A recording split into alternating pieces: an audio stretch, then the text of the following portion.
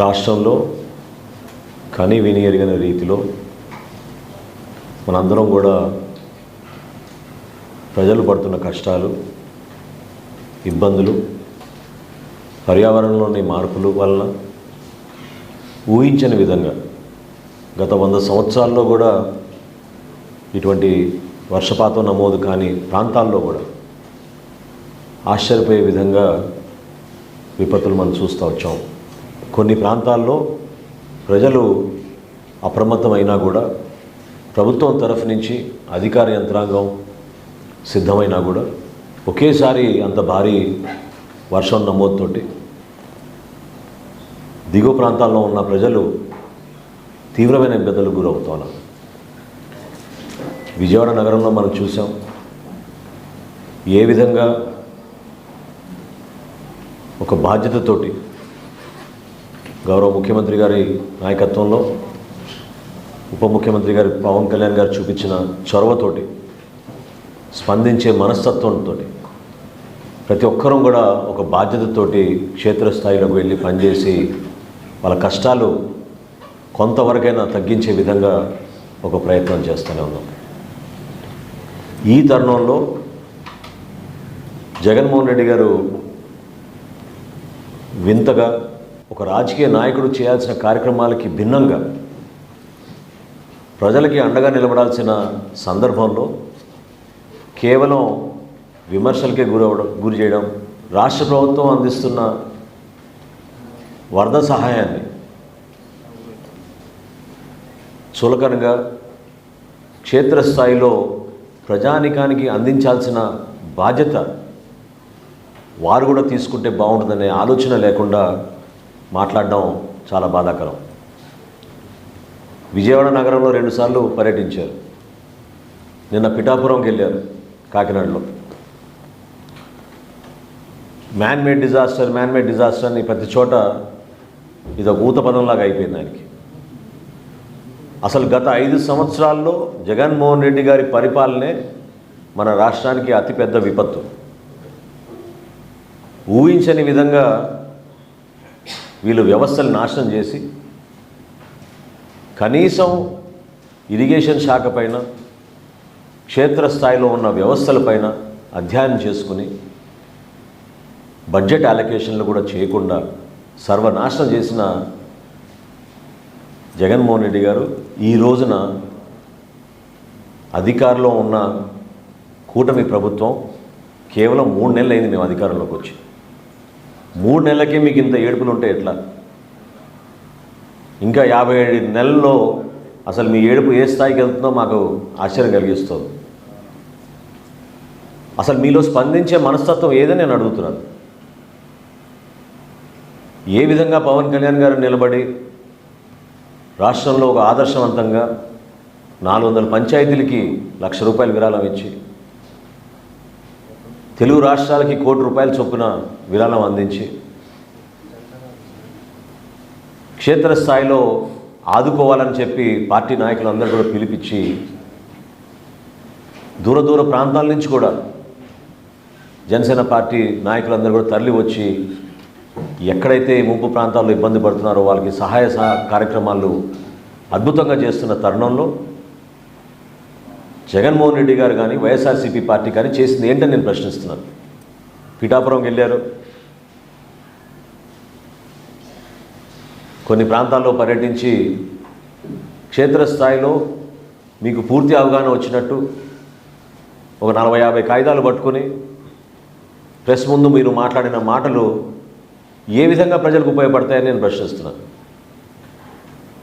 ఒక్కసారి మీరు గతంలో పవన్ కళ్యాణ్ గారి నాయకత్వంలో జనసేన పార్టీ 5 సంవత్సరాల్లో ఎప్పుడైనా ఇటువంటి సందర్భాల్లో ఏ విధంగా మేము స్పందించేవాళ్ళం? చాలా స్పష్టంగా పవన్ కళ్యాణ్ గారు ఎప్పుడు కూడా ప్రభుత్వాన్ని విమర్శించకుండా ప్రజలకు ఉపయోగపడే విధంగా 2-3 మంచి సూచనలు చేసి పెద్ద మనసుతోటి మీరు ముందుకొచ్చి ప్రభుత్వం నుంచి ఆదుకోవాలి, కష్టాల్లో ఉన్నారు రైతాంగం, సామాన్య ప్రజలని పదే ఆయన విజ్ఞప్తి చేస్తూ ఉండేవాళ్ళు. ఈ రోజున వాస్తవాలు ఏంటి? పోనీ మీరు అక్కడ పోయి పర్యటించారు, మీ సొంత పేరుతో నిర్మాణం చేసిన ఆ జగనన్న కాలనీ గొల్లపురంలో అక్కడికి పర్యటించారా మీరు? అక్కడున్న వాస్తవ పరిస్థితి తెలుసుకున్నారా? ఏ విధంగా ఆ ప్రాంతం మొత్తం మునిగిపోయిందో మీరు చూసారా? సెలెక్టివ్గా కొన్ని ప్రాంతాలకు వెళ్ళి ఏలేరు గురించి మాట్లాడుతున్నారు.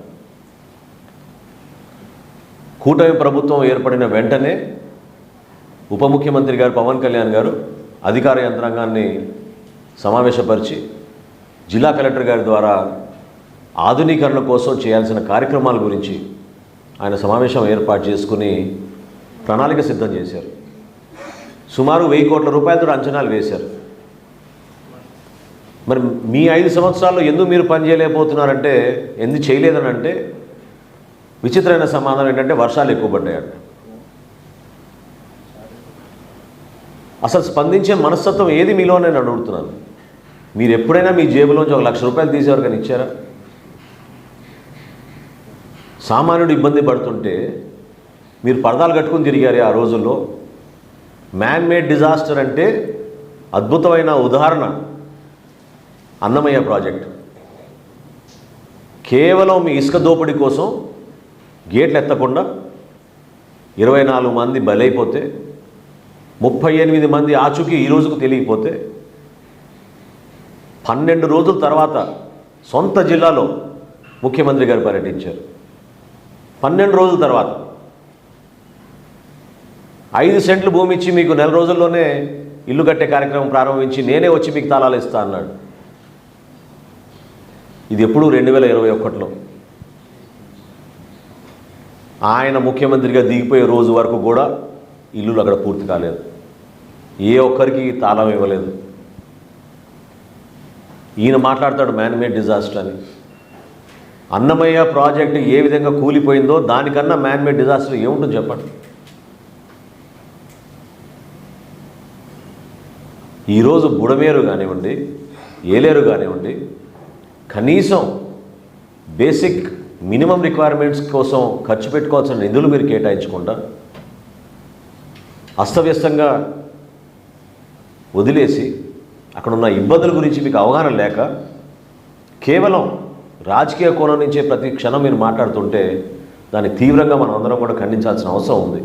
అసలు దేనికోసం మీ ఏడుపులు? ప్రజలు పడుతున్న ఇబ్బందుల గురించి మీరు మాట్లాడండి. 10,000 రూపాయలు కాదు, ఇంకొక 5,000 రూపాయలు ఎక్కువ ఇవ్వమని మీరు అడగండి. క్రాప్ ఇన్సూరెన్స్ గురించి అంత దారుణమైన అబద్ధం ఆడాడు నిన్న. అసలు చాలా ఆశ్చర్యం కలిగించింది నాకు.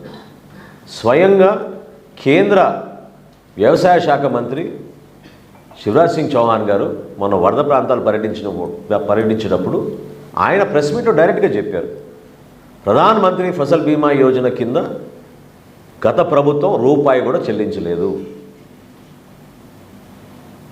2020 ఖరీఫ్ నుంచి ఏ రైతు కోసం మీరు క్రాప్ ఇన్సూరెన్స్ ఇచ్చారో చెప్పమని జగన్మోహన్ రెడ్డి గారిని ఆధారాలతో సహా నేను చూపిస్తాను.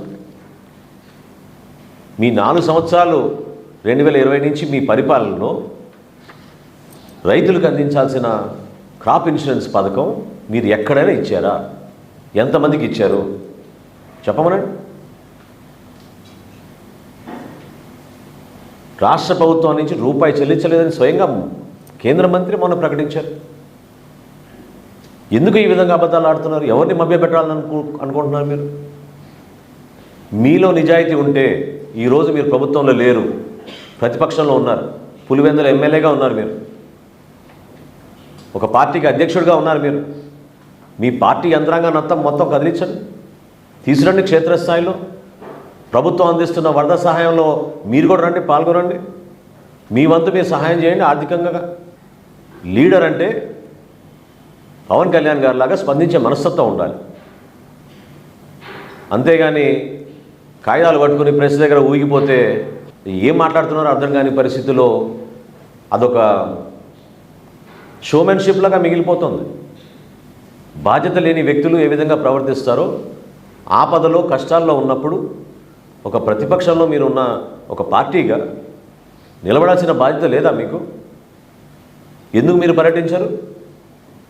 ఎందుకు క్షేత్రస్థాయిలో మీరు వెళ్ళి కష్టాల్లో ఉన్న కుటుంబాలు ఎందుకు ఆదుకోరు? గ్రామాన ఎంతోమంది ఇబ్బంది పడుతున్నప్పుడు ఈ వయసులో మన ముఖ్యమంత్రి గారు చంద్రబాబు నాయుడు గారు ఏ విధంగా ఆదర్శవంతంగా నిలబడి ఆయన కష్టపడ్డారో చూడండి ఒకసారి. మీ పార్టీ నుంచి మీ నాయకత్వం మీరు ఎందుకు క్షేత్రస్థాయిలో పర్యటించారు? ఆలోచించుకోవాలి ఇవన్నీ కూడా. మేము ఒక బాధ్యత గల పార్టీగా మా పార్టీ అధ్యక్షుడు పవన్ కళ్యాణ్ గారు పిలిపిస్తే జన సైనికులు, వీర మహిళలు, మా నాయకులు, శాసనసభ్యులు, పార్లమెంట్ సభ్యులు అందరూ కూడా ఎవరికి వారు వాళ్ళు చేసిన కార్యక్రమాన్ని మీరు గుర్తించి ఒప్పుకోవాలి. నందలూరు మండలంలో పులపత్తూరు, మందపల్లి, తోగురుపేట ఈ గ్రామాల్లో అందరికన్నా ముందు అన్నమయ్య ప్రాజెక్టు కూలిపోయినప్పుడు వెళ్ళింది మా జన సైనికులు. అధికార యంత్రాంగం కన్నా ముందు వెళ్ళారు, సహాయక కార్యక్రమాల్లో పాల్గొన్నారు, ఎంతోమందిని రక్షించారు. ఈ రోజుకి కూడా ఆ గ్రామాల్లో పర్యటిస్తే 4 సంవత్సరాలు మీ పరిపాలన ఎంత దరిద్రంగా అక్కడ వ్యవహరించిందో మీరే చూసుకోవాలి. ఖచ్చితంగా త్వరలోనే రాష్ట్ర ప్రభుత్వం ప్రతి ఒక్క కుటుంబాన్ని ఆదుకోబోతోంది. పంట నష్టం జరిగినా, ఆర్థిక నష్టం జరిగినా, ప్రతిరోజు వాళ్ళు పనికి వెళ్ళలేని పరిస్థితిలో ఎంత నష్టపోయారో, ఎంత కష్టపడ్డారో ప్రతిదీ కూడా మానవతా దృక్పథంతో ఆలోచించాలని పదే పదే మా ప్రభుత్వం ఆలోచిస్తోంది. ఆర్థిక పరిస్థితులు కష్టంగా ఉన్నా, ఇబ్బందికరంగా ఉన్నా కూడా ఈ సందర్భంలో అవన్నీ పక్కన పెట్టి ప్రజల పక్షాన్ని నిలబడాలి. కూటమి ప్రభుత్వం కేవలం ప్రజలకి సేవ అందించడానికి కోసం, మెరుగైన పరిపాలన అందించడానికి కోసం, పొరపాటు లేకుండా ప్రతి కుటుంబాన్ని గుర్తించి ఎనిమినేషన్ జరుగుతున్నప్పుడు ఏ ఒక్కరికి కూడా పొరపాటు జరగకూడదు. ఆటో కోల్పోతే ఆటో రాయాలి, స్కూటర్ కోల్పోతే స్కూటర్ రాయాలి, ఇంట్లో సామాను కూలిపోతే అది కూడా రాయాలి అనే నిర్దిష్టమైన ఆదేశాలు జారీ చేసి అధికార యంత్రాంగాన్ని క్షేత్రస్థాయిలో మేము ఇంటింటికి పర్యటించుకుంటూ ఎన్యూమరేషన్ చేస్తున్నాం. ఏ ఒక్కరికి కూడా నష్టం జరగదు. ఆదుకోవాల్సిన బాధ్యత అది మేము గుర్తించాం. ఖచ్చితంగా మా కూటమి ప్రభుత్వం దానికి నిలబడి ఉంటుంది. పదే పదే ఈ చిల్లర రాజకీయాలు మానుకొని, వరద రాజకీయాలు మానుకొని మీరు ఒక బాధ్యత గల వ్యక్తిగా మీ పర్యటనలో భాగంగా 10 మందిని ఆదుకోవడానికి మీరు ఒక ప్రయత్నం చేయండి. రాబోయే రోజుల్లో ఏలేరు, బుడమేరుకు సిద్ధం చేసిన ఒక ప్రణాళిక చాలా స్పష్టంగా ఇంప్లిమెంట్ చేసే విధంగా మా కూటమి ప్రభుత్వం ముందడుగేస్తుంది. ఇంకొకసారి ఇటువంటి పరిస్థితి రాకూడదు, ప్రజలు ఇబ్బంది పడకూడదనే ఆలోచనతో, షార్ట్ సైడ్ ఆలోచన కాకుండా లాంగ్ టర్మ్ ఆలోచనలతోటి ఒక మంచి ప్రణాళికతోటి సిద్ధం చేసుకుని మేము ముందుకెళ్తున్నాం. అందులో ప్రతి ఒక్కరు కూడా భాగస్వాములు అవ్వాలి. ఉప ముఖ్యమంత్రి గారు పవన్ కళ్యాణ్ గారు ఎంత ఆదర్శవంతంగా నిలబడ్డారో ఆ విధంగా రాష్ట్ర ప్రజలందరూ కూడా కలిసి రావాలి, ప్రజల్ని ఆదుకోవాలని మనస్ఫూర్తిగా ఈ సందర్భంగా కోరుకుంటున్నాను.